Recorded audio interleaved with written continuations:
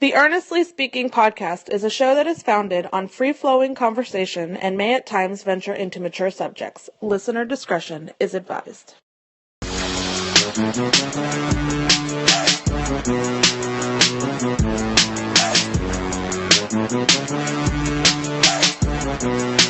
Okay, another Earnestly podcast. I'm your host, Earnest, EJ Christian, coming to you quarantined here in South Florida. Self-quarantined here on a Saturday. Not really funny, but it is what it is. On the line with us, of course, old friend of the pod, sports radio personality, unfortunately, formerly now 1340 Fox Sports in New Mexico, Steve Bortstein with us. Steve, what's up?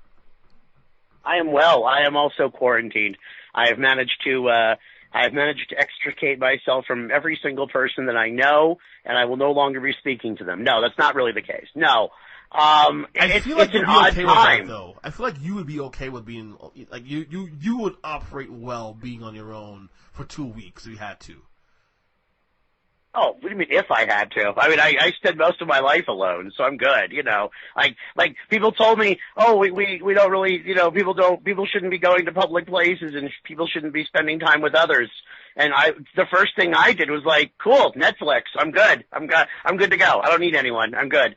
That's all I was saying. I know you saw my tweet the other day. I was saying, you know, listen, like, assuming I had to be quarantined for 2 weeks, I was saying, as long as I have food in the house to eat, you know, and all the things I need necessarily, you know, the power stays on, all that, you know, I'm good for 2 weeks. I got WWE Network, I got Netflix, I got Hulu, HBO, Amazon, you name it. I got shows I'm behind on for over 2-3 years now that I need to catch up on anyway. Right. So now it's funny because you bring up the WWE Network. So have you at least now pondered the consideration that there's no WrestleMania? Oh, I mean, pondered. I mean, it's a matter of when they announce this damn thing. Right. I mean, that's been the weird part, right? It's not so much. You and I talked about this a little before we went on the air. Okay, mm-hmm. So it's not that we're missing games. It's not that, right? It's the unknown of how long does this go on? Because, okay, the NBA's off right now, and we'll talk about that. The NHL's gone right now. We'll talk about that. It's the stuff that hasn't happened yet, right? Okay, right. So earlier this week, we found out the Masters is postponed. Mm-hmm. But the Masters can't just be rescheduled for some indeterminate amount of time. Augusta National closes its doors after Memorial Day weekend. They shut down because the idea of playing golf in Augusta, Georgia in July is akin to like the seventh level of hell. So they're not going to play that if they have to get that in a certain window of time. Now you're talking the Kentucky Derby. Because what do you do with that? Ooh. You can't have large crowds of people. That generally draws 150,000 people. But that's there May, are about right? 4 That's or May. 5 horses. That's First May, Saturday right? in May. Right. There are about 4 or 5 horses who traditionally now come from overseas. Well, that can't happen because of the travel ban.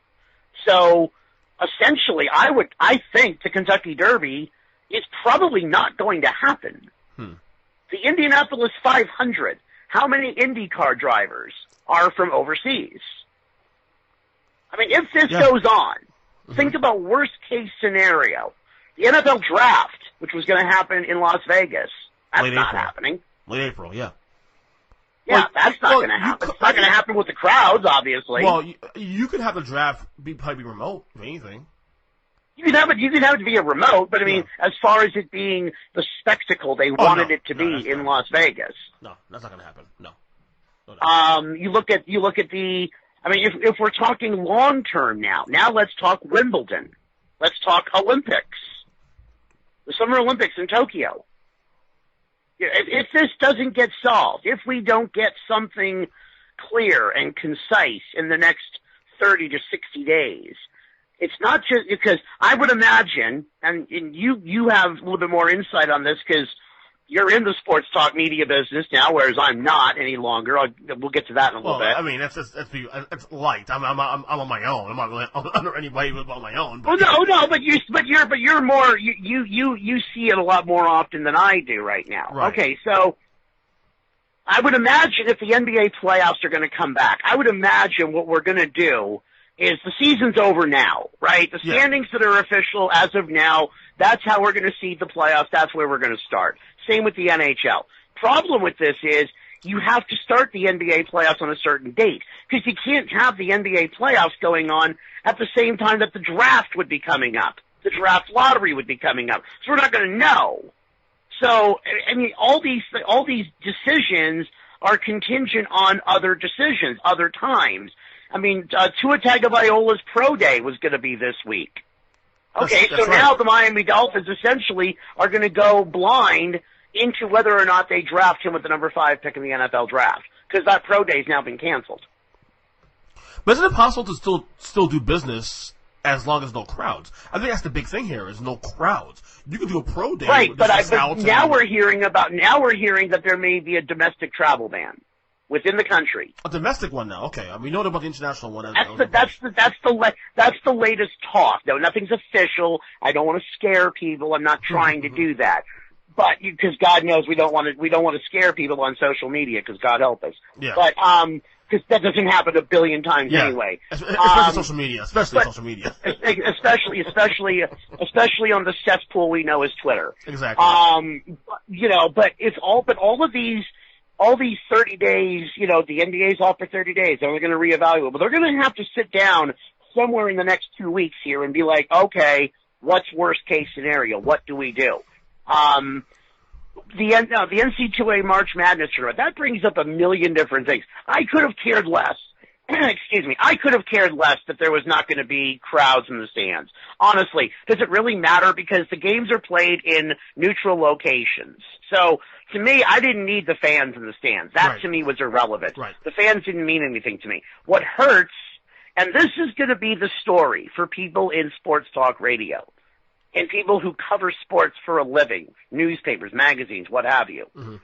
The gambling aspect. Oh, yes. Yes. The vendors at the arenas, the mom and pop vendors who sell hot dogs and popcorn in the arenas, those people depend on that money that comes to those people who are coming to those Sweet 16 games, that round of 32 games, that first round.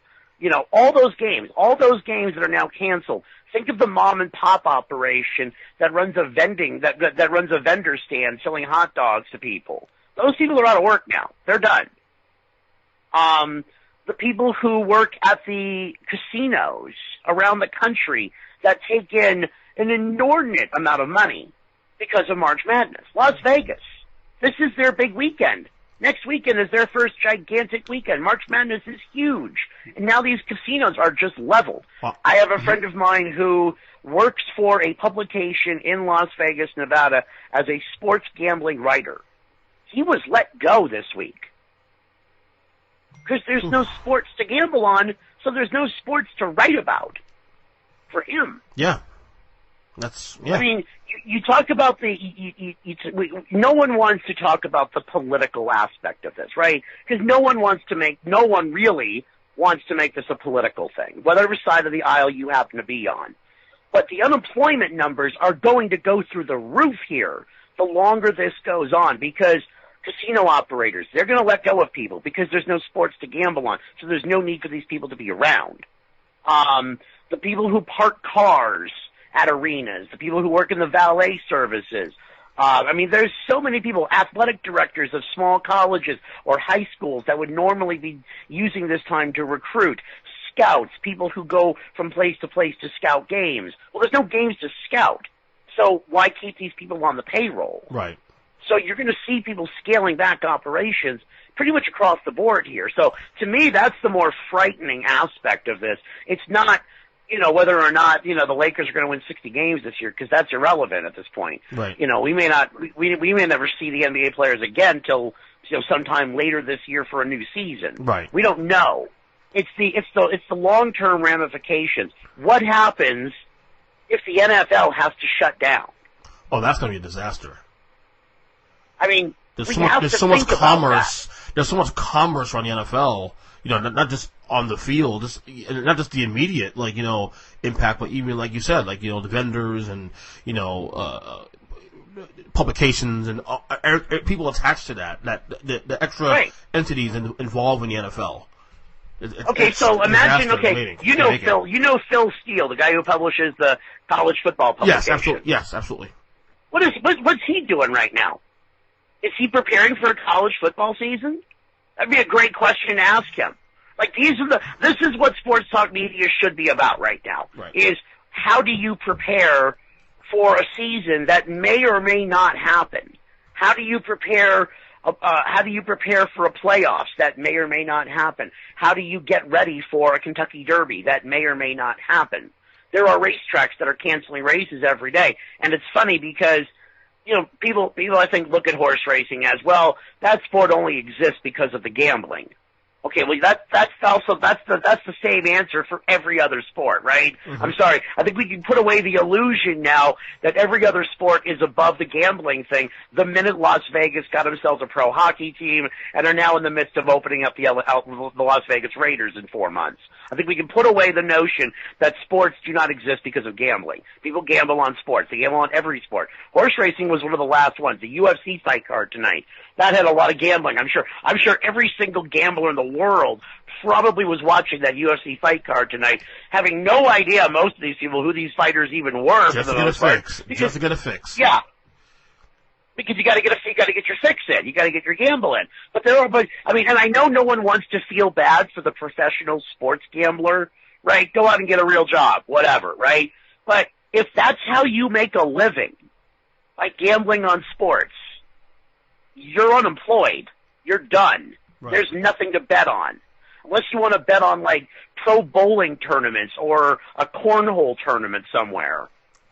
Which that's a, you know, I don't know anyone who bets on cornhole, but if you're one of those people, you go, Sparky. You know, it's just, this is a frightening time to be in the sports media landscape right now, which no one's saying boo-hoo for the sports writer, right? No one's gonna weep for us, right? No one's gonna do that. But those are real people. Those are real jobs out there. Those are real people who are gonna be out of work because they don't have a subject to talk about unless you want to embrace the actual stories behind this. The coach of the high school team, the AD of a small college, the trainers of these college kids. The college kids, they don't know what their future is right now. They have no idea what their future is. A lot of these college kids, they were bucking for one of 64 available spots, one of 60 available spots in the NBA draft, and their chance to shine in the spotlight of March Madness has now been taken away from them. The majority of college basketball fans, we don't watch till March Madness. Right. We don't watch games in January. We're not interested. But we watch the tournament. And that's how a lot of us determine, hey, that guy's really good. He'd be great on an NBA roster when he decides to leave college after his freshman year. So, but we don't know that now. We're not going to see these kids. So that's going to mess with the NBA draft. These people are going to, you know, the people who are going to be left to make those decisions don't have a whole lot of, they have a limited body of work to go on. So, needless to say, the panic what is virus? Because obviously there's still a lot of questions around what to believe and what is real, what is fake, and how it's being handled. The panic is justified. The panic's justified because we live in a culture now. I go back. I'm old, so let me go back in time a little bit here. Remember Y2K and the panic that was so widespread about when it was going to go from 1999 to 2000 and how the banking world was going to be affected, your credit cards were going to be affected, and your computers were going to suddenly turn off and they were going to melt into the desktop they were attached to. The good old days, man. 20 years ago. Remember that? Yeah, I remember that. Right. I was 20 years old. But you know what didn't? Okay, so remember how panicked we all were about that. Remember that? Mm-hmm. And you know what we didn't have? We didn't have Twitter to really stoke those fires, right? Yeah. There was no Twitter back in 1999. You know, you were lucky if you had a MySpace account or an America Online account at that point. Even that wasn't exist. It was the AOL message boards and all that. Remember that? Right. That's all you had. Okay, so take that panic from 20 years ago and multiply it by 6 billion people, most of whom are bots, on Twitter. Okay, so monumentally, you know, extrapolate that number now, because that's the panic level, and with that comes the mistrust.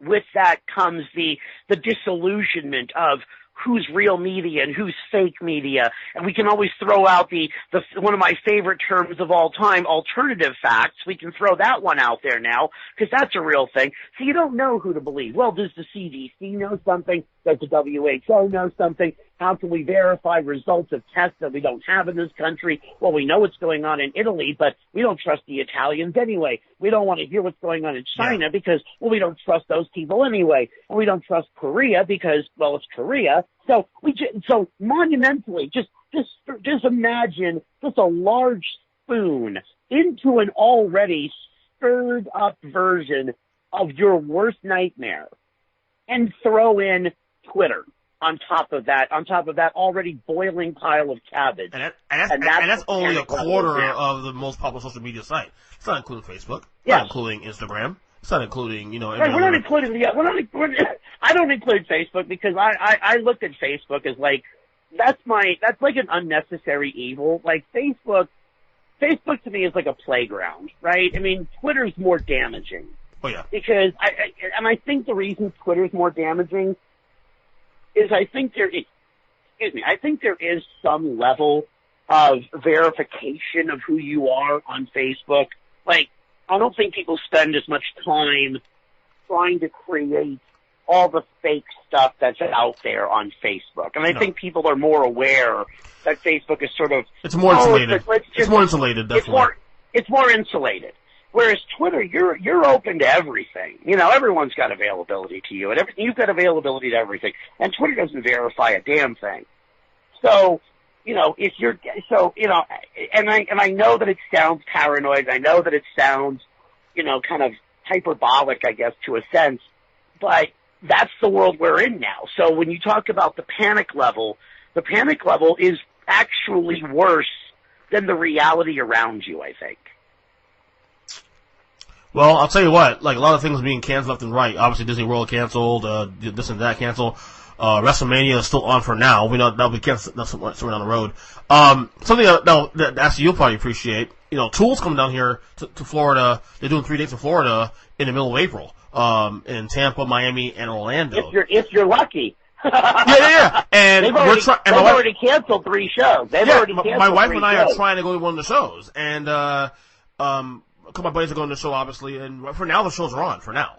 But I think what's happening here is that I think a lot of people, like the NBA is doing a 30-day block, and they'll reassess everything in 30 days, and then go from there. That's kind of happening with a lot of other, places or companies that have events like that. They take everything in blocks right now, see what they can do going forward. Obviously, concerts and tours, you can actually, reschedule dates and all that. NBA, to some degree, also too, the playoffs, all that. But it's just fascinating to see how everything's come, not full circle, but everything is just kind of like, I don't know, it's weird. This whole thing is fucking weird. How everything's affected by this and this and this and this and this and this and this. It's the whole, and it's not just one entity, it's not just one country, it's the entire planet. We're all in this. We're all in this now. And so, to that point, isn't it ironic, not to quote Alanis Morissette, but isn't it ironic that in this place where we're all in this together, what is everyone telling you to do? Isolate yourselves. We're all in this together, but we don't want you to gather. We don't want you to talk to anyone. We don't want you out in large crowds. We certainly don't want you out there among people, but we're all in this together. This is all our fight, but no one wants to be around anybody. Well, I mean, it doesn't. I mean, I'm sitting here just kind of chuckling because it's like I still go see my friends at the local bar down the road. I still go see my friends. I went out and had coffee with a friend of mine today. I still go to the gym every morning. I actually had a weird conversation with a guy at the gym today because I'm a big believer in your personal space, like Army arm's length. You stay one person away when you have a conversation with someone. This guy comes up to me, complete random guy. I've seen him maybe twice at the gym in my entire life. Comes up to me today, gets within my personal space, and he's talking to me, and he says, "Oh, do you feel weird about coming to the gym knowing there's this coronavirus?" And I looked at him, took a massive step backwards, and said, "Well, I didn't feel weird about it until just now. Thanks. I was pretty good about it until you came along. You psycho. Whatever. Oh but that's But that's the weird part of this. When you talk about it being viral and, we're all in it together, but yet no one wants to no one wants to talk to anyone. No one should be around anyone.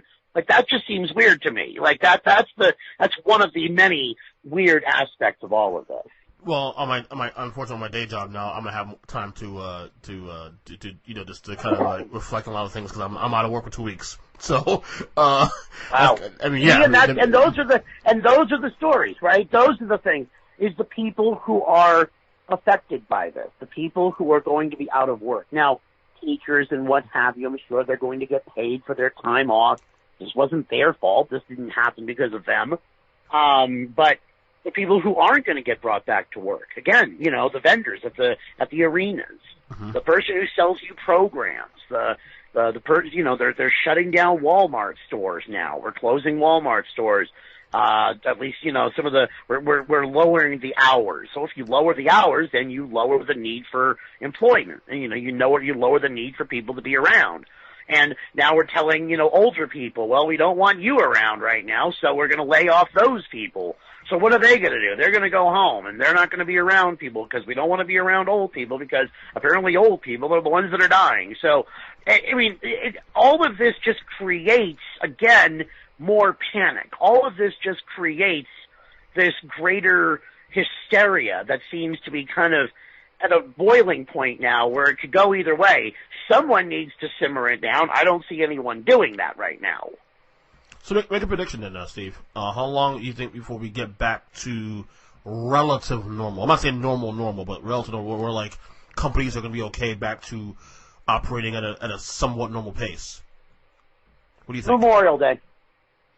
So you're saying 2 months? Memorial Day. I'm thinking we're doing this for at least 2 months. I'm hearing that China is kind of sort of getting back to normal to some degree. Well, again, do we trust what's coming out of China? Chinese media? True. Do we? That's true. I'm just saying. And what's happening in China? You know what else they had? You know what else they also did in China? They had testing going on for this months ago. Yeah. We didn't have testing going on for this months ago. We didn't actually authorize testing in this country until a week ago. Well, the testing was, not proper. We didn't have the vaccination for it. We don't still have a vaccination for it. We don't even know how many tests there have been. There are differing reports about how many people in this country actually have the disease. So I think that as we get more into what is actually happening in this country, I think the best guess, long term, like worst case scenario, Memorial Day. Okay. Best case scenario, we're back to work in mid-April. But if you think about, okay, so let's take worst case scenario, because I like chaos. I'm a chaotic person. NBA playoffs. NBA playoffs are going on, and the NBA draft lottery is going on. And how do we know who to seed? What's the seedings going to look like? Do we just base it on the standings that we have right now? Okay, I would fine. think so, yeah. How do we know that how do we know what the NHL standings are? We're going to do the same thing with the NHL. Is it fair to teams that we're just going to start the playoffs the first day you come back? You haven't played in 2 months or a month and a half, whatever it is. Apparently, but I'm just reading this right now, the NFL draft in Vegas is off and will announce after the CBA vote that the event is postponed until at least late May. Okay. I'm reading this while you're talking to me right now. Oh, wow. Okay, so breaking news. Hub Arkish is now reporting. So a little bit of breaking news. So when you put this up online, put your little breaking news soundbite there. This is sports radio talk speak right there. It is right there. I love that. Thank you. That was fabulously well done. According to Hub Arkish, let's see here. I'm trying to get the exact wording here.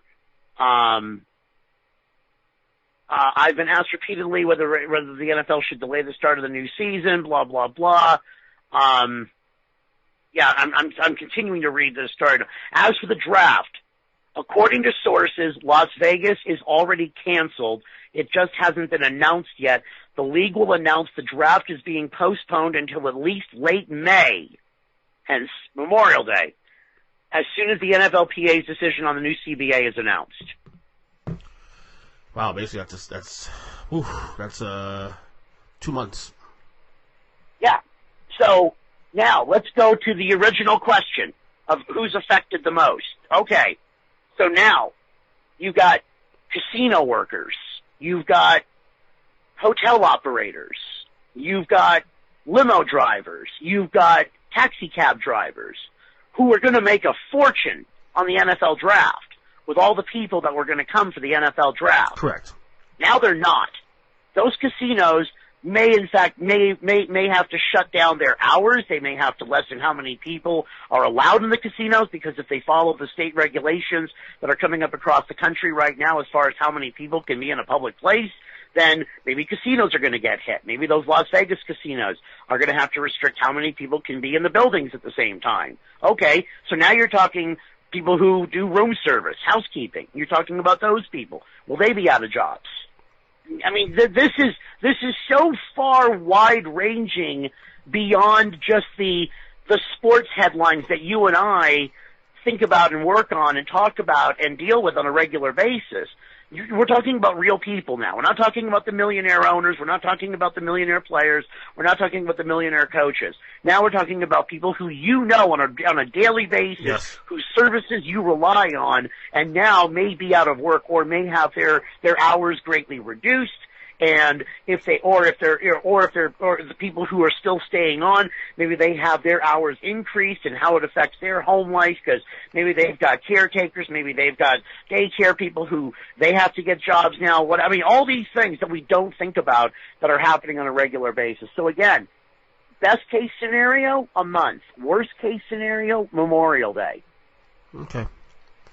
And both, it's funny, it doesn't seem that bad, even 2 months, except you look at the average person, in this country, the average middle class worker, they look paycheck to paycheck. That's a big deal. That's a long time. That's too much time. That's literally an entire season, pretty much.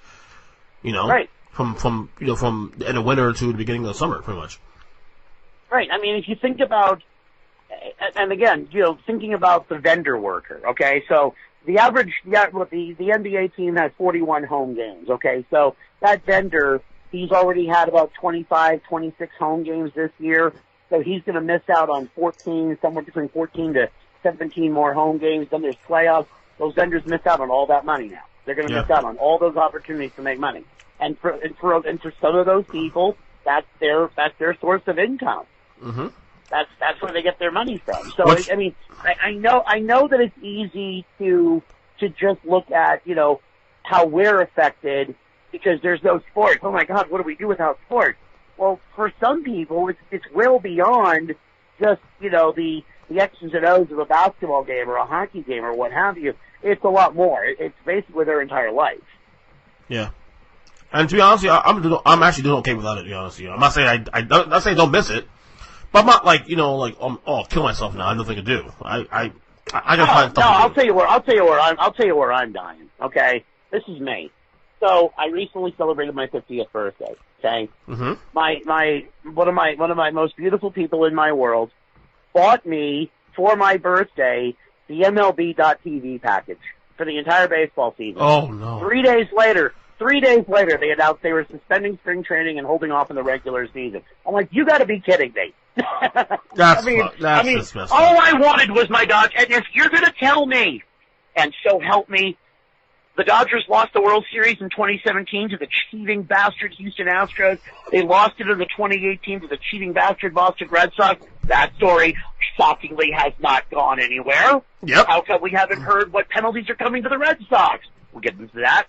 We lost the World Series in 2019 because Clayton Kershaw vomited on himself in Game 5 of the National League Divisional Series to the Washington Nationals. If you're going to tell me the Dodgers are going to lose the 2020 World Series because a couple of people have a bad cough, I'm going to lose my mind, okay? I'm absolutely going to lose my mind. I don't blame you.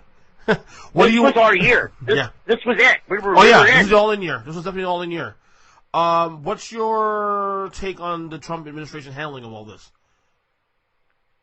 Oh, you don't really want me to do that, do you? You want to keep your listeners, don't you? I mean... No, we let the show. We go all over the place, dude. I got people on both sides of the aisle on this show. You know that.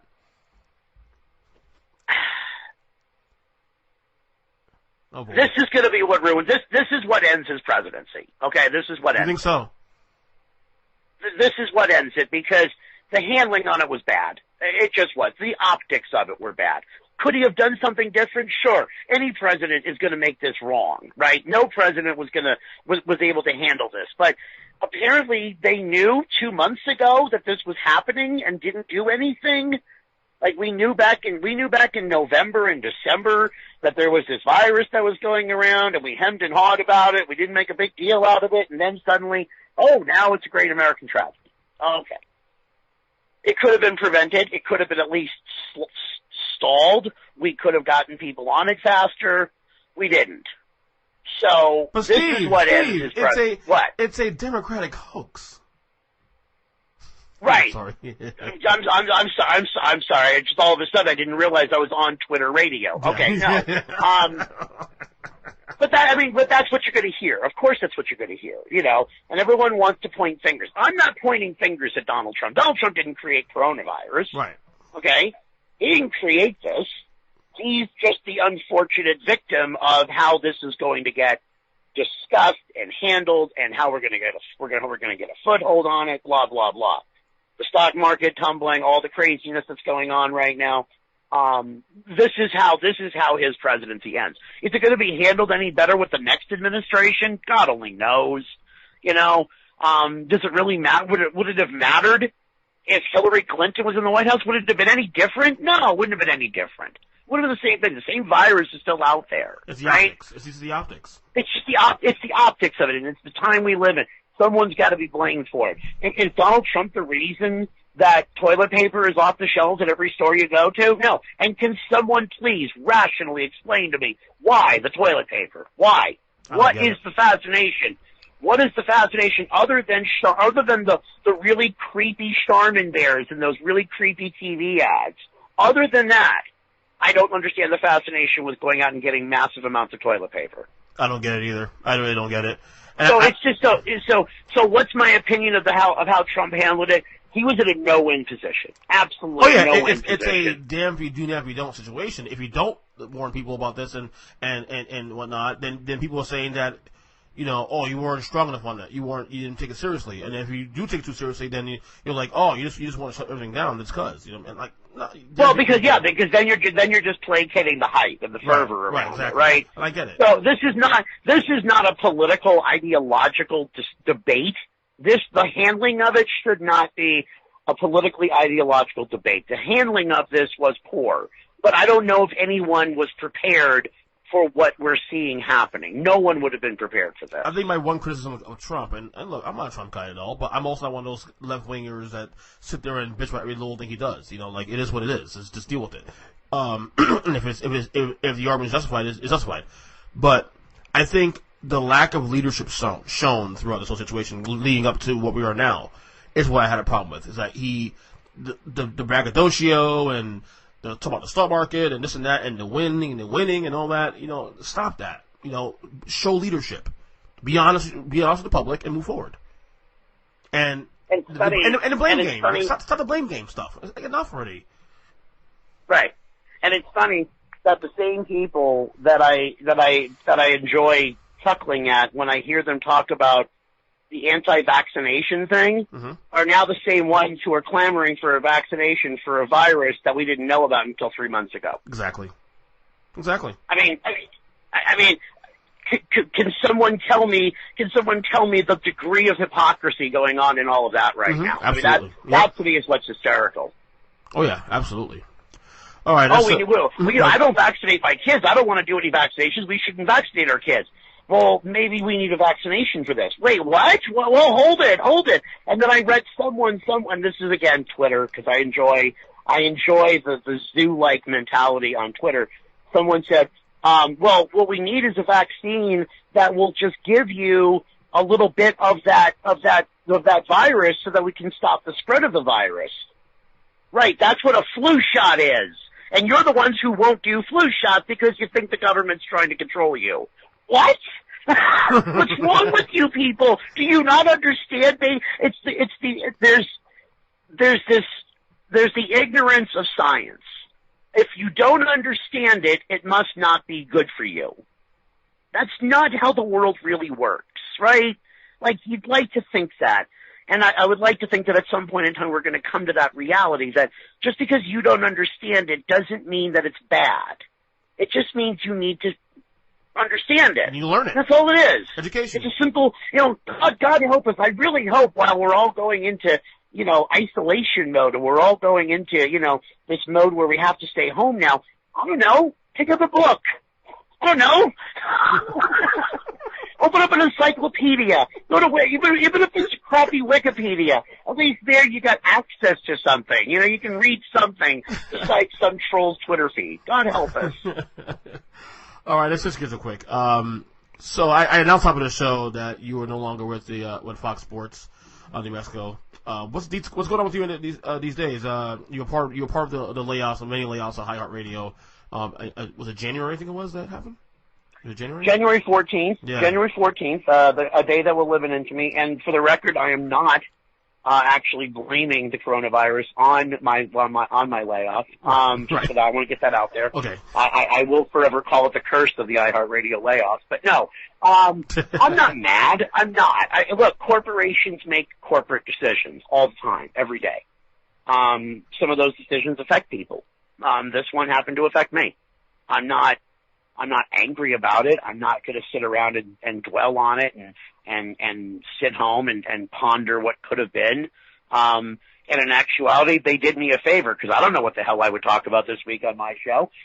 So in actuality, they did me a favor. No, I'm still covering the horse racing scene, as I've done for many years. Mm-hmm. The races are going on here in New Mexico down at Sunland Park, and the new racing season opens here at Sunray Park, very local to us. I'll be doing some stuff with them when they open up their racing season in late April.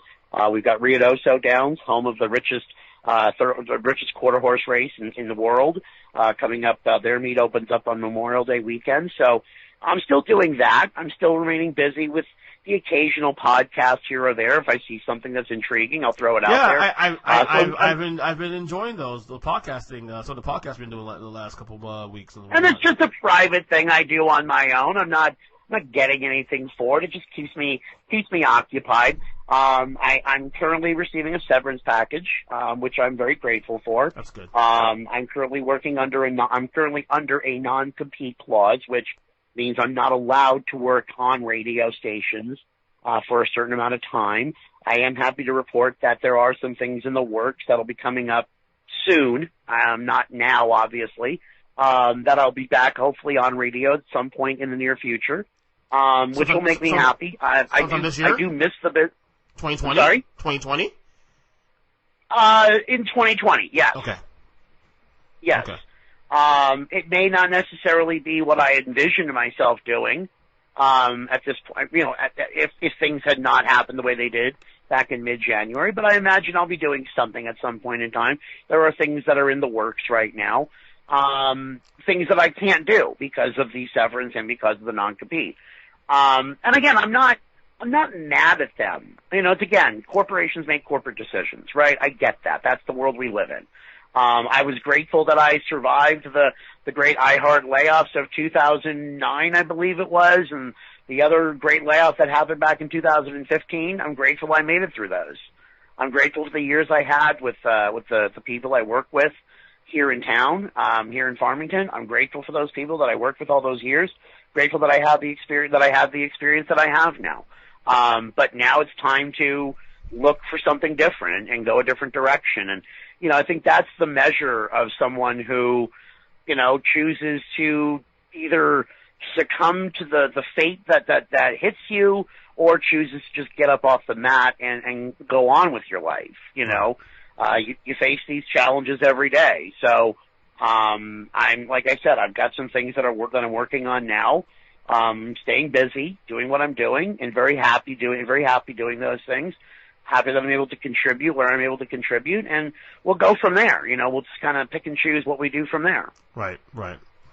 Well, hope everything works out great for you, man. Honestly, great talent. It'll be fine. It'll be fine, and I'm looking forward to the day when, at some point in time, I'll be able to have you on a show that I get to do sometime down the road on an actual radio station, and I'm looking forward to, getting back and one of the nice things is that I kept all of my contacts. I've kept kept contact with people that I kept in contact with before, and I've got some really good contacts in the media business. I've got some good contacts in the racing field. I've got good contacts in all the areas of sports reporting around the country, so I'm very grateful for that, and I'm looking forward to, whatever the next step is. And like I said, there's things there's irons in the fire, and we'll eventually, we'll be able to stoke those fires a little bit more here down the road. Yeah, it's strange because I love the medium, I love radio, I love whatever maybe within the realm of media, but it's also a shrinking medium too, though. Like media, not the sports media, but media as a whole. No, newspapers are going out of business left and right, and you have obviously companies like keeping very skeleton staffs, whatnot. So it's a great media to be part of when you're in it, but good God, I mean to look behind your back and having to worry about will this last? How long does it last? And it's just unnerving to be a part of media today. It's unnerving because, and I feel like I should start this entire answer with a disclaimer, okay? I'm not mad at the podcast world. I'm mad at the podcast world because they showed off radio's weakness, okay? The podcast world allows very talented people to broadcast for free. Radio comes with a price. You as a listener don't pay the price, but advertisers do. You as a listener pay the price because you're stuck with 6 minutes of commercials if you listen to radio. Podcast doesn't have that, right? It's free. So the podcast world didn't kill radio, but it exposed radio for what it is, which is commercials. That's how they sell radio. Radio doesn't exist without commercials. Television doesn't exist without commercials. So it's ironic, and I'm not saying that to you to be disrespectful in any way, because you're very talented at what you do, and I appreciate what you do, right? And right. I've done your show many, many times, and I hope to do it many, many more times. Mm-hmm. But the podcasting thing, that's the direction that radio's going in right now. It's going to be all automated. It's going to have very talented people, but they're trying to minimize the monetization of it, or at the very least maximize how much money they can pay to get it on the air while paying people very little to do what they do. I mean, the people who do podcasts aren't getting rich doing podcasts. So the people who want to put those things on radio, they don't have to pay you a lot to put you on radio. But it is so hard to believe, though, that podcast... I know it's made a dent still, but podcasting is still pretty niche-y. Even in 2020, like in my opinion anyway, it's still like there's an extra layer. Like to listen to a podcast, you have to put on your phone, open this app, and then find the podcast to listen to. Whereas radio is just look, obviously radio is not what it was 20 years ago, 10 years ago, whatever. But radio is still the easiest form of I don't know what to use here, but it's still the easiest form of medium to turn on as a consumer. You go in the car, yes. It's on the radio, boom, done. Yes. Yes. It's still fascinating. And the problem with that, and the problem for major corporations, and I'm not just gonna isolate iHeart here, but it's all the major corporations, mm-hmm. whether it's Westwood One, whether it's Cumulus, whether it's CBS, whether it's Westwood One, whatever, any of those radio conglomerates, the people that are doing the content are getting paid a lot of money. So how does iHeartRadio, how does Westwood One, how does Cumulus, how do they benefit as a corporation? Well, you eliminate the high-priced talent and you bring in people who aren't making that much. Because, again, it's the easiest media to access. It's not about the content, it's about the advertising revenue. Right. So how do you make money on it? Well, you bring on shows that are not hosted by Rush Limbaugh, who's making $6 million plus a year. You bring on talented people who don't have these gigantic mega contracts, so that you can eventually kill off a number of these shows. And I'm not using kill off because I'm waiting for Rush Limbaugh to die, although I have him on my Deadpool for this year, so I'm waiting for that. Oh, but, boy. But Rush Limbaugh's going to die soon. Okay, so he's not going to get a contract next year. Okay, cool. So that eliminates $6 million at least that Rush Limbaugh gets paid by whatever corporation he works for, EIS, I believe it is. We're not going to have to pay him anymore. So what are we going to do? Are we going to replace him with another $6 million talent? No. We're going to replace him by a guy who does a podcast. And we can pay him a lot less because that way we can benefit more by selling the same amount of advertising, but the profit margin is going to change. And that's what's happening to radio. And local radio is going to be the one that suffers the most. Of course. Because local radio, I live in a small town in the northwest corner of New Mexico. We're a blip on the radar as far as like major corporations are concerned. And again, I'm not saying this to sound disrespectful of any major corporation. Every major corporation has stations in small markets like this one. But if you can eliminate those people's salaries, if any major corporation can eliminate those salaries in some small market that is irrelevant to them, then they're going to do that and then just plug in whatever national show they can because it's going to cost them a lot less to do that. That's business. That's how business works. And it's not me speaking negative of a corporation. It's how business works. I understand that. I'm not happy with it. I'm not sitting around jumping for joy because of it. But it's the reality of the business. Yeah, it's a good point. It's a really good point. All right, we teased a little earlier on the show about WrestleMania still being on. Whose fault is it? You think it's Vince's fault or the city of Tampa? What was the first choice? Well, is it Vince McMahon? Is it his fault that this thing's still on, or they haven't called this off yet? Oh, I mean, I find it very strange that it hasn't been called off yet. I don't think it's anyone. Again, I don't think it's really a case of fault. I mean, I think we love to point blame at people. I think if we're going to blame anyone, I mean, it's easy to point blame at Vince McMahon because he's Vince McMahon. Kind of bad luck on Vince's end. I mean, at least from where I'm standing at. I mean, he was wasn't the XFL the last league to really announce cancellations? Yeah, I mean, who owns the XFL? Well, Vince McMahon. Yeah. I don't know. They were the last league really to announce cancellations, other than NASCAR. I mean, I know. I know there's a lot of commerce at stake here. I mean, people think WrestleMania is just one event. No, it's a 5-day event. It's literally a 5-day event. Yeah. Right. It's a gigantic 5-day event. It's a monumental cash cow. And let's face it, Vince McMahon's already under an enormous amount of pressure already because of the event they had last year in Saudi Arabia that was looked at very badly by most members of the media and apparently even talent within WWE. He's still doing it. He just had one 2 weeks ago. Right. So, and that one didn't get nearly as much negative publicity because we were too busy dealing with people dying. Yeah. But I mean, I don't think it's really a case of a fault process. I think it's sad that it's not going to happen because it is their biggest cash cow every year.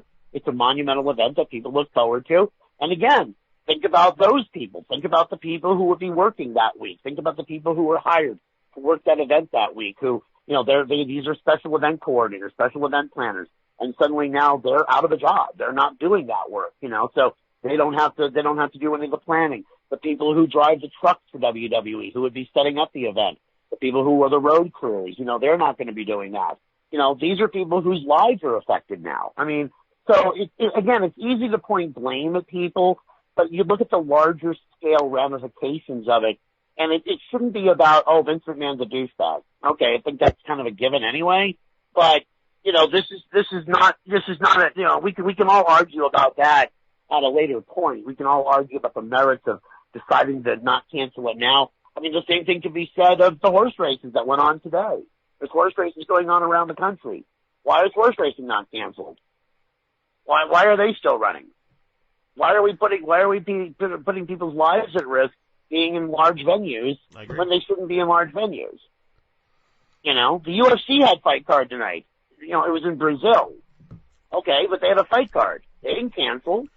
So we're going to blame Dana White for not canceling UFC? Because there are a lot of people, I imagine right now in sports books, who are fairly happy that Dana White had a fight card because it was something to entertain us. The fix is in. They get the fix in while they can.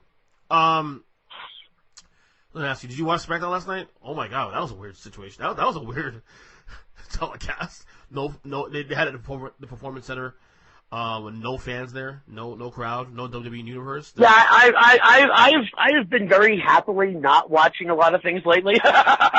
Really? I have turned into a Netflix and Amazon Prime connoisseur of late. I have embraced binge watching a lot lately. So no wrestling recently, huh? No wrestling? No, I'm out. I'm out. I'm completely off the grid for a little while. Happily so, I might add.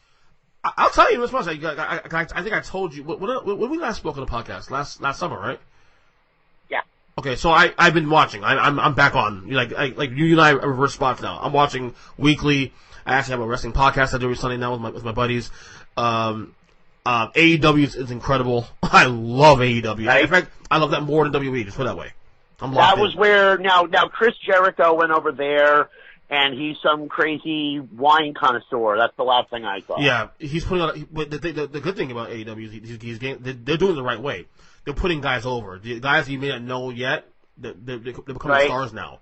He's getting guys over. Right. They're doing it the right way. They're doing the way he's supposed to. Not Goldberg winning the title against the Fiend in Saudi Arabia. Now he's headlining WrestleMania with fucking Roman Reigns in April. Well, obviously it's not going to happen probably once they announce it. But whereas they're bringing in old guys like Jake Roberts to put over the unknowns, and it's working.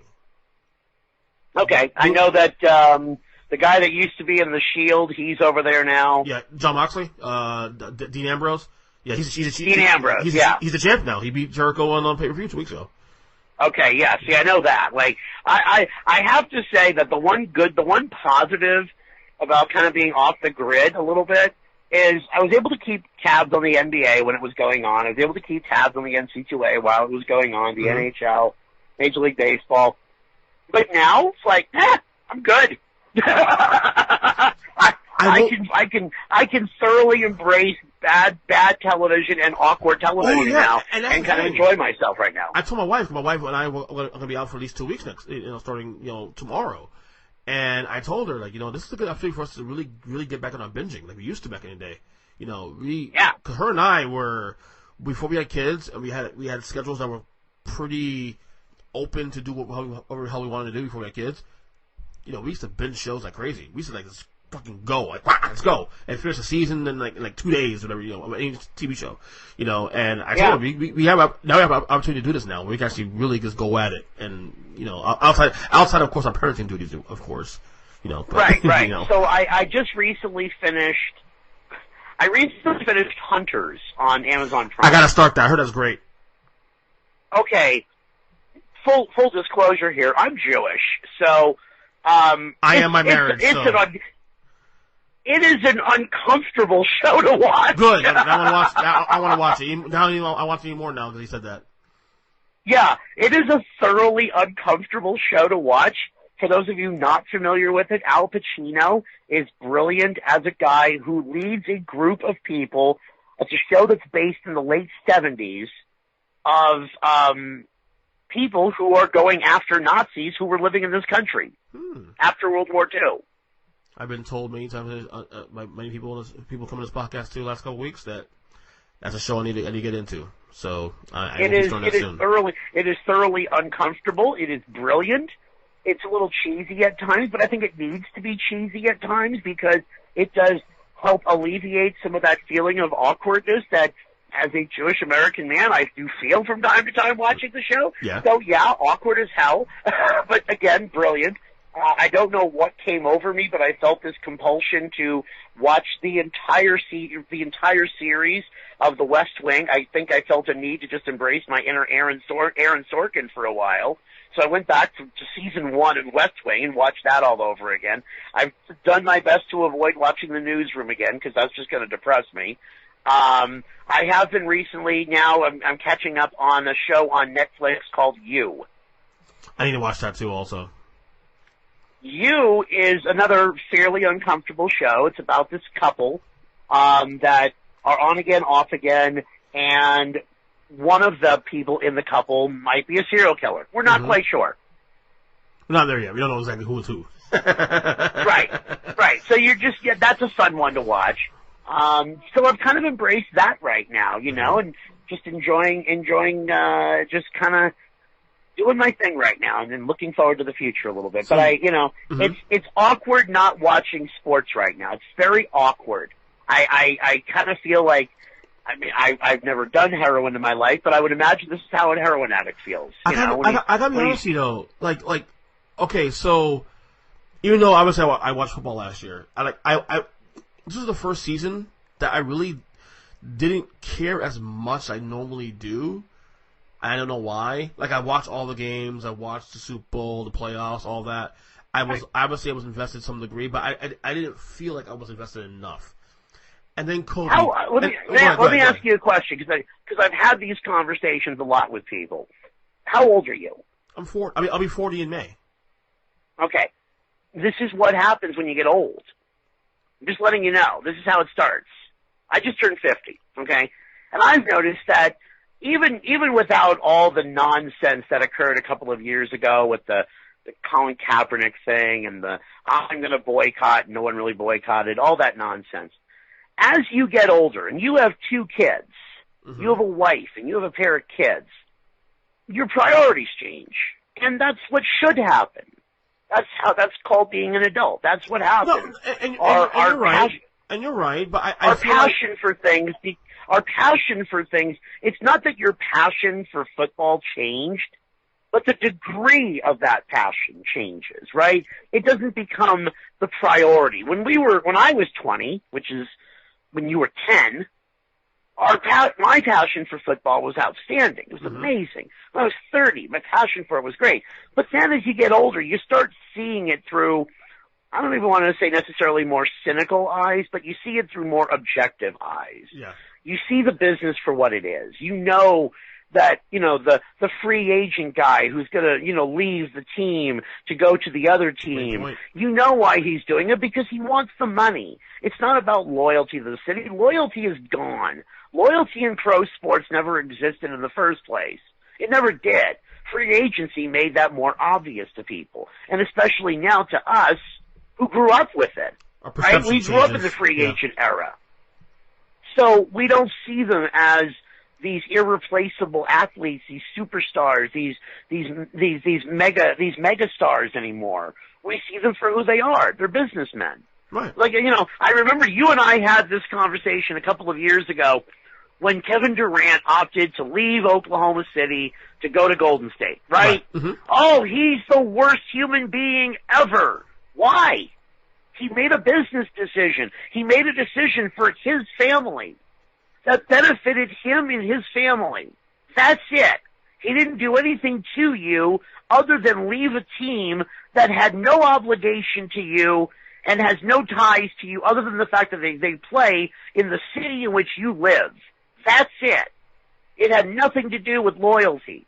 And I think once you get older, as you get older, I think we become more aware of the fact that there is no loyalty in this business. There's no loyalty in corporations. There's no loyalty in the business world. It is kill or be killed. Kevin Durant knew that, and that's why he did what he did.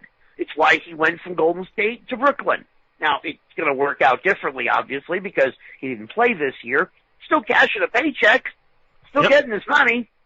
Yep.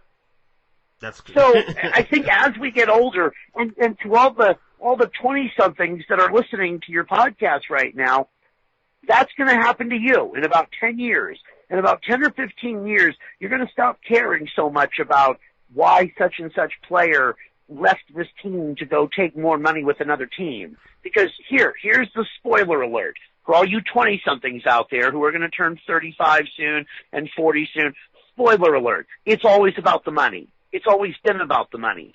Guys like Cal Ripken, they don't exist anymore. The guys who stay with one team. Those guys don't exist anymore. They're in it for the money. They're in it for the dollar. They're in it for the immediate payoff. It's not about the championship. Yeah, the championship's great. We love the championships. Everyone likes the championship. When's he getting paid?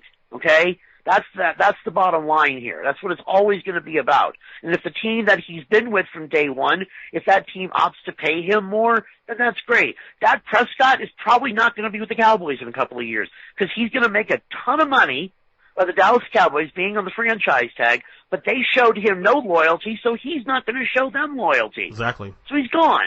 Tim Kirk Cousins. That's the world we're in. Yep. That's the business world, you know. And yeah, we'd love to be able to tell the story about the athlete who stays with XYZ team forever.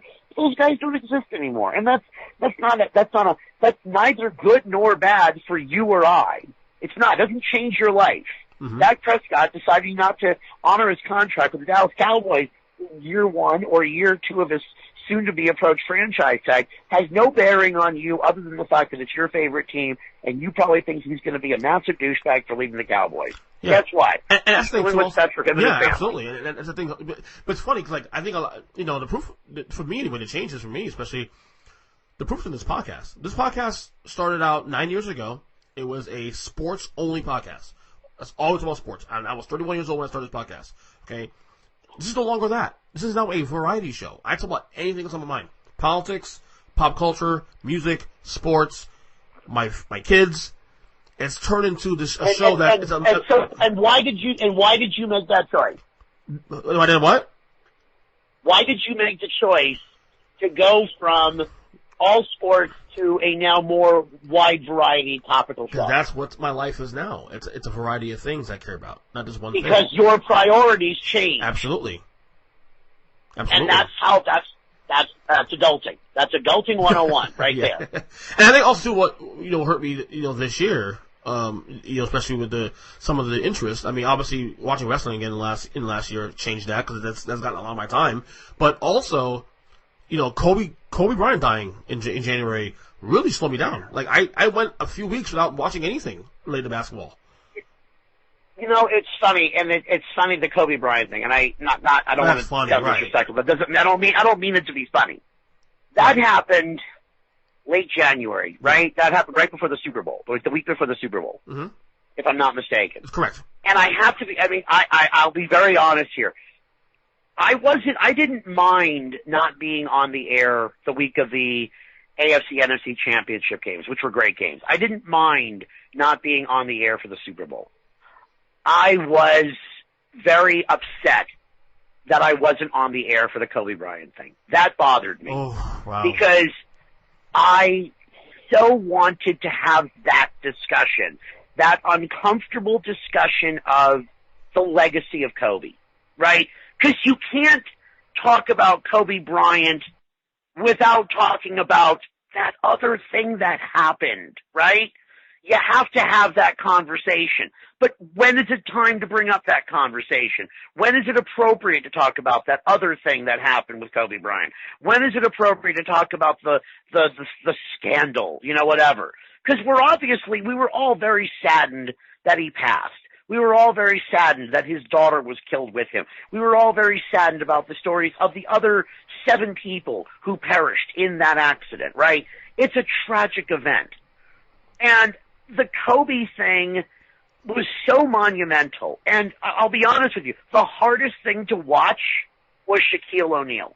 That was the hardest thing to watch because so much was made of that often good, often bad relationship, which we as the media, made so much out of. Oh, they must hate each other. No, I don't really think they ever hated each other. I just think they were just very different personalities. They went about their lives very differently. But watching him on TNT the next day, I think it was, or the day or a couple of days after, when he did that tribute, it was like a 2.5-minute tribute to him. I was sitting here in tears. I was, because it broke me. It broke my heart. Because those two were so iconic. That was such an amazing duo when they were on the court together. Whether they were friends or not is irrelevant. They were arguably the greatest duo in basketball, ironically enough, since Magic and Kareem, the Lakers. I mean, I would argue they were the greatest dynamic duo. You can make the case of Scottie Pippen and Michael Jordan, but Pippen had zero personality to begin with. Kobe and Shaq were monumental personalities in a town of monumental personalities in a sport that at that time was one of the biggest sports in the history of that league. Yeah, I agree with you. So that broke that's probably of all the things that I regret not being on the air for was that. because I was so fascinated by the discussion. I did a podcast on it. It's not the same. It's not. You know, I can be the first to admit that. But it was so fascinating just to hear people's reaction to it, because most of my friends here that I see on a regular basis, whether it be at the gym or at a couple of places that I attend regularly around here, are much younger than me. They grew up with Kobe and Shaq. That was their introduction to basketball when they were teenagers. So their fascination of Kobe was incredible to me, you know. Seeing LeBron James and the way he honored him at that service at the Staples Center was gut wrenching. It was hard to watch. It was uncomfortable, you know. And so again, because it's about priorities, right? I wanted so much to have the discussion of the dichotomy of how we embrace who was Kobe Bryant. Was Kobe Bryant the great basketball player who was now, you know, turning himself into a role model for, you know, his young daughter who he wanted to be a basketball player, and these women's basketball players who looked up so much to him? Or, and yes, it's a story, do we talk about that other thing that caused Kobe Bryant to miss time, that caused Kobe Bryant to be ridiculed and embarrassed in the public because he may or may not have sexually assaulted a woman in a hotel in Colorado? You have to have those discussions.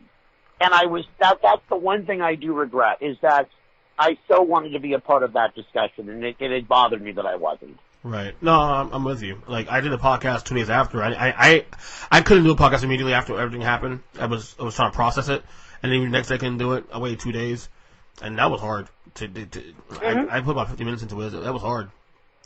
No, I can imagine. And it's not even that Kobe's my favorite player of all time. He's one of my favorites. I love him to death. He's not my Mount Rushmore, but it's just. Oh God! Did you really just say Mount Rushmore? Did you really just go there? You know what I mean? Hey, get used to it now. Get used to it. We have a lot of I know. Get ready, Sports Talk Radio listeners. There's going to be a lot of Mount Rushmore coming up in the next few weeks. It was the layers and layers of tragedy involved in this. Yes. So many layers in this. And then, as I said before in this podcast a couple times, Kobe Bryant felt real to me in the way Michael Jordan wasn't. You know what I'm saying? Because he was imperfect. No. Well, and let's be honest, you know, when Michael Jordan exits this planet stage right, that discussion's going to happen again. Do we only talk about Michael Jordan on the court, or do we talk about the gambling thing that may or may not have actually killed his old man? But you know what, though? I'm sorry, but that's a real thing. It is a real thing, though, but the thing is, though, because of the era it was at, even though we know about it in hindsight, Michael Jordan is a generation removed from us now. Like, yes. So he'll get more leeway from that because of the fact that it happened so long ago. His dad passed 27 years ago. Same thing when Muhammad Ali passed, right? There was very little discussion of the draft dodging. There was very little discussion of that. Right. Because we remember Muhammad Ali as a giant. We remember Muhammad Ali the boxer. We remember seeing this mammoth human being, this mega superstar of a giant personality being reduced to what Muhammad Ali was in the later years of his life, riddled with Parkinson's disease. So to see that happen was crippling. It was crippling to me. I watched Muhammad Ali when I was 4 years old. When I was 2 years old, I'm on the shoulders of Muhammad Ali in a locker room photo with myself, my father, and Bert Sugar in the bowels of Madison Square Garden when I was 2. Okay? Mm-hmm. So I don't remember the draft dodging Muhammad Ali. I don't remember the Vietnam War, escaping Muhammad Ali. I remember the boxer. So again, it's the generations removed.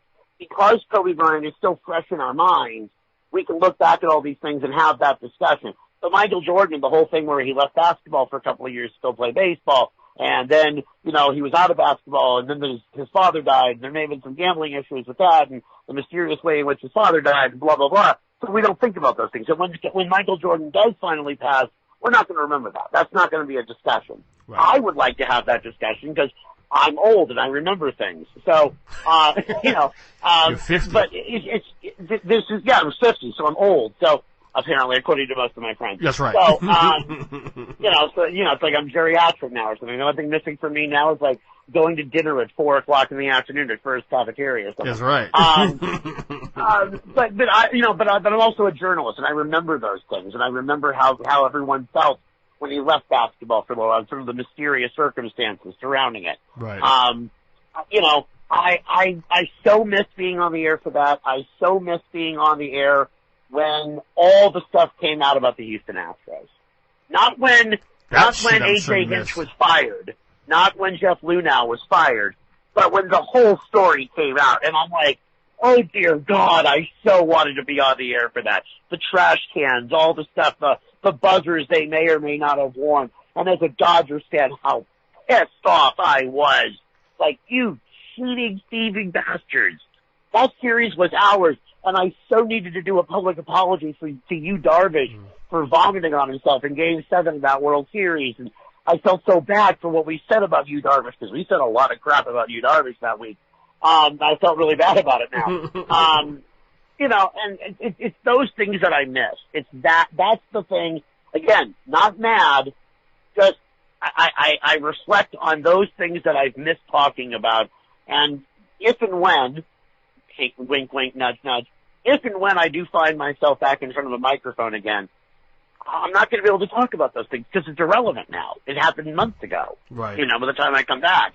And I feel bad about that. Like, that's the thing that I regret. That's going to be the one thing I'm going to look back on all of this someday and be very, very saddened about. That I'm hopeful that I'll be in front of a microphone sometime around the end of December of 2020 so that I can at least talk about it from a top 5 stories of the year standpoint, because then I'll be able to yell at the Houston Astros a lot more. Well, hopefully, in the meantime, you can continue the podcast, the private podcast, you put out for your Facebook. Absolutely. No. I look forward to these things. I do. These are, we've been talking. You should put it on a podcast catcher just for everybody to listen to, see what's going on.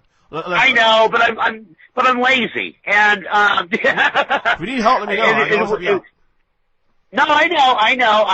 And I've had many people who want me to do more and more things, and I look forward to them. Like I said, I've enjoyed covering the horse races for a little while. I've kind of enjoyed a forced vacation for a little bit, but I'm anxious now. I can feel the wheels starting to turn, where it's like, okay, this is what I want to do. This is where I want to be. It's, and you'll, again, because you're younger, and for all you 20-somethings out there, when you decide to leave a job that you love and you decide that you're done with that job, it's one thing. Right. When someone tells you that you can't do it anymore, not because you're not good at it, but because they can't afford you, you want to get that job back as quickly as possible. Absolutely. That's the thing I've learned through all of this is I wasn't let go because I wasn't good at my job. I was let go because I was expendable. Right. I didn't choose this. It was chosen for me. And that's the part that you claw at all the time. You look back on it and say, okay, it's not that I wasn't good at this. You can make the argument, well, maybe if you worked in a bigger market, or maybe if you had better ratings. Well, we live in an unrated market, and I wasn't making all that much to begin with. So, in the grand scheme of things, I'm not making Howard Stern money, obviously, I'm not making Dan Patrick or Rich Eisen type money. I was making enough to be comfortable. I was making enough to have a good living. I was making enough that the severance payments that I'm getting still keep me where I'm at now. I'm not homeless. I'm not destitute by any stretch of the imagination. Right. But when you want to leave a job, it's one thing. When you want to walk away from a career, that's one thing. When someone tells you that your career is over, it's a whole different world, and the idea of getting that back becomes an obsession. And it's not a pride thing. It's not a negative thing to be selfish about wanting to go out your way. And if someone does call that selfish, I will also argue that selfishness is not a bad thing. You should always look out for yourself. I know when we were kids growing up, we were always told, don't be selfish. Yeah. And as you get older, you realize selfishness is not a bad thing. Yeah. In the right context, obviously, too. Yeah. Obviously, yeah. You don't want to be selfish you don't want to be selfish while hurting somebody. Right, exactly. You don't want to be selfish while hurting another person. But when I have friends of mine who, they're in relationships or whatever, even my own relationship. Sometimes we just need a day away from each other. We just need our own quiet time, our own private space. And some people will say, well, that's selfish. No, it's not. Because that's the healthiest thing you can do. It's healthy. It's the healthiest thing you can do to just turn off the outside world for a little while. That's not a bad thing to do. Well, we'll leave it there. Steve. Life lessons with Steve Bortstein. Yeah, you never thought you were going to get that from this podcast. Yeah. Hey, it was a pleasure. Thanks for coming on the pod. And we'll talk soon again, obviously. We'll I look forward to it. Yeah, hopefully we'll have some more news to share sometime in the spring or the summer. Wink, wink. So I look forward to that, and I'm excited for it. I'm excited for the future. Yeah, I was saying I have more time to do my podcast in the next 2 weeks, but what am I going to talk about? Like the virus? Like that's going to get boring. Well, like myself and one of our radio colleagues, Jordan Buscarini, who I know you know very well. Yes. He and I are planning on getting into many arguments about sports movies on his show. Oh boy, I gotta hear that. I gotta hear that one. Yeah, because he just a teaser, if I may. Mm-hmm. We were talking about great football movies, and as a USC guy, I don't like Rudy because it's about Notre Dame. I was going to ask you that because he's a Notre Dame guy. He'll always pick Rudy. Right. But he doesn't like Rudy either. But his reason for not liking Rudy is because it's very loose with the facts and it's fairly fictional in a lot of ways. And he told me that, and I wrote back to him and said, I just don't like Rudy because it's about Notre Dame. And then the question became, well, as a USC guy, you don't have anyone in movies. And I looked and I told him, I said, did you not forget the fantastic performance from O.J. Simpson in the Naked Gun movie? Exactly. And a Hertz commercial, too. Right, and the Hertz commercials. And, of course, that brings up a whole discussion on O.J., which then goes another direction. Exactly. Did you see O.J. on, stocking up on the on supplies? I was thinking about that, too, right before you called. I saw a Twitter thing of him playing golf wearing a mask. Not like not a ski mask, but like a thing, like a coronavirus mask. Right. Whatever they're calling them. Right. And I thought to myself, wow, maybe he should have worn that suppose allegedly 26 years ago. No. Remember, he was found not guilty. Remember? Yeah. We did last time on the podcast we discussed this, like last summer. Remember, he was found not guilty. Just saying, he didn't do it. Wink, wink, nudge, nudge. This is not going to be a very popular take here, though. But I gotta be honest with you, he's doing Twitter correct. He is. He owns Twitter. I love him on Twitter. Yeah. Because he doesn't give a shit what you think of him. Right. I think he knows how he's perceived, so he doesn't give a shit. He knows what you think of him, and he doesn't care. He couldn't care less what you think of him, and I love him for that. I think that is brilliant. Yeah. And the show on I OJ. I love it. Hey again, everyone. It's yours truly. Yeah, it's the guy who got away with murder, and you're one of his. And you're like he's got like 200,000 followers. God bless that man. He's brilliant. He's probably cost $1 million by now, I think, hasn't he? I don't know I could look. I can sit here and check it out right now, actually. But it's fascinating. It's so fascinating that guy has so many followers.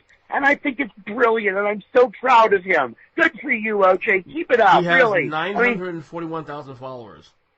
Yeah, good for you, OJ. You keep it up. Don't let anyone tell you. Fight on, as the old USC Trojans would say. Fight on, OJ. And by the way, not verified yet. Just for the record. Oh, they still haven't verified him? No! Guy's got 1 million followers and he's not verified. Oh, but, well. you know, but you know what? But you know what? You know what else he isn't? What? He's not a convicted murderer. Allegedly. There you go. Allegedly, yes. He's not a convicted murderer and he's not verified on Twitter. 2 things that he and I have in common. Boom. Steve, we will talk soon. Great conversation, brother. I look forward to it. Stay safe during the coronavirus. You too, Wash man. your hands. You know. Definitely. 20 seconds. Talk to you soon. Take care. Bye. Bye-bye.